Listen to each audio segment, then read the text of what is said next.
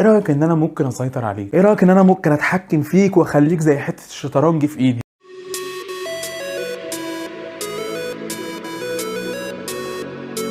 اعزائي المشاهدين، اهلا بيكم. كتير قوي احنا بنشوف فيلم عربي او حتى فيلم اجنبي، تلاقي واحد شرير كده لابس لبس مخيف وبيقرب من البطل وماسك ساعه كده بتتهز وبيبص في عين البطل وبيقول له انا هنومك وهطلع منك المعلومات اللي انا عايز اعرفها. خلينا بس نتكلم كده في الموضوع بشكل علمي ومبسط، نعرف الموضوع جه ازاي. الموضوع بدأ سنة 1841 لما اكتشف التنويم المغناطيسي دكتور جراح اسكتلندي اسمه جيمس برايد، وقعد يدور في الموضوع ويبحث فيه ويطور فيه ويعلمه للناس اللي شغالين معاه والعملاء بتوعه، لحد ما جت سنة 1843 وعمل اول تجربة علمية وفعلا نجح. طب ايه الموضوع؟ هل موضوع التنويم ده حقيقي وفعلا بيحصل ولا لا؟ الاول في حاجه لازم اقول لك عليها ولازم تبقى عارفها. في حاجه جوايا وجواك اسمها اللاوعي او اللا شعور، واللي حط النظريه دي دكتور فرويد. معناها كده بالبلدي ان في 3 حاجات بتسيطر علينا. اول جزء الجزء الحيواني، وده اللي بيخليك عايز تشبع رغبتك باي شكل ان كانت اكل او شرب او ايا كانت. والجزء الثاني هو الجزء الاخلاقي، واللي بيمنعك اللي انت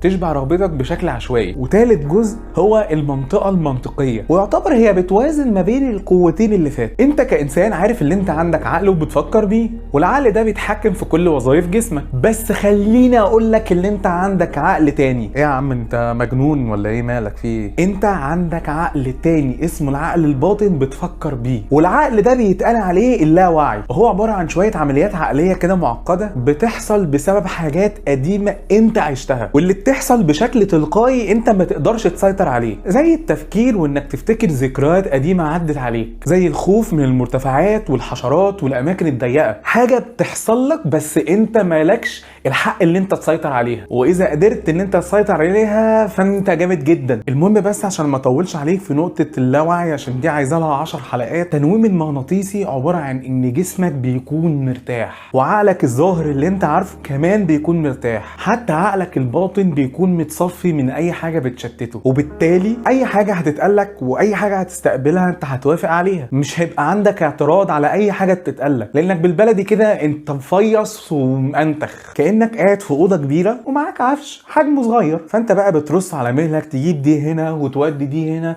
براحتك، انت عندك مساحه ومعاك وقت. وهو ده اللي بيعمله المعالج بالتنويم المغناطيسي، ان هو بيدخل على عقلك الباطن وبيبتدي يزرع فيه افكار تعالج الحاجات اللي عندك. وزي اي حاجه في الدنيا ليها فوائد وليها اضرار. عندك الام في الظهر، عندك الام حروق بعد الشر عليك يعني، عندك الام في اي حته من جسمك، تعالى هنومك مغناطيسي وانسى كل الوجع يا كبير. عندك تبول لا ارادي مرضي ومش قادر تسيطر على نفسك، بتاكل كتير وبتحب المكرونه كده زي حالاتي، بتدخن طول الوقت ومدمن للشيشه بشراهه، برضه انا عندي الحل، تعالى انومك وانسى كل ده. بتخاف من الصراصير، بتخاف من الاماكن العاليه، بتخاف من ظلك، حتى عندك اكتئاب ومبتئس كده وحياتك خنيقه، مفاجاه برضو الحل في نفس التنويم. بص، هو التنويم حلو وجميل، بس ارجوك ابعد شويه عن الهبد اللي يقول لك تعالى هنومك وهخليك تسرق بنك، واللي يقول لك انا هتحكم فيك وهخليك تعمل لي اللي انا عايزه. عزيزي المشاهد، كل ده عباره عن هبد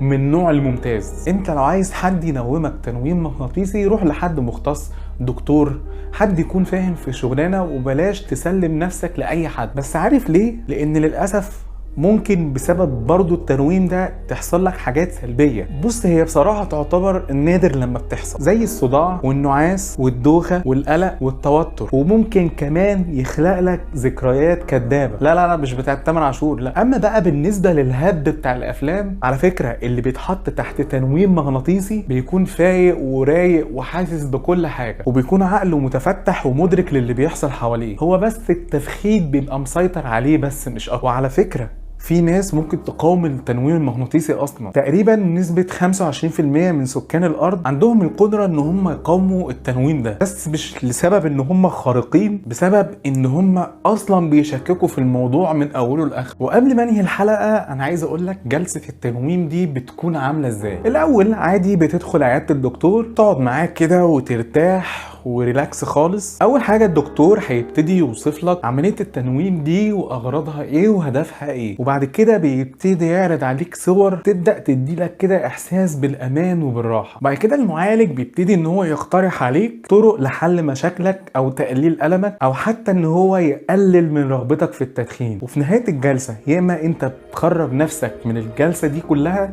يا اما المعالج هو اللي بيخرجك منها. في النهايه عايز اقول لك ان التنويم ده حلو وجميل وهيساعدك ان انت مثلا تبطل تدخين وحاجات كتير فيك صفات وحشه انت عايز تبطلها، بس صدقني انت تقدر تحل مشاكلك من غير التنويم اصلا. مثلا جاهد نفسك اللي انت هتبطل سجاير عادي، غيرك كتير بطلها. لو كسلان قوم واتحرك، لو فيك غلط ابتدي يغير من نفسك. صدقني الدنيا حلوه ولسه فيها كتير. وكالعاده ما تنساش تشترك في القناه عشان يوصلك كل جديدنا. اشوفك في الحلقه الجايه.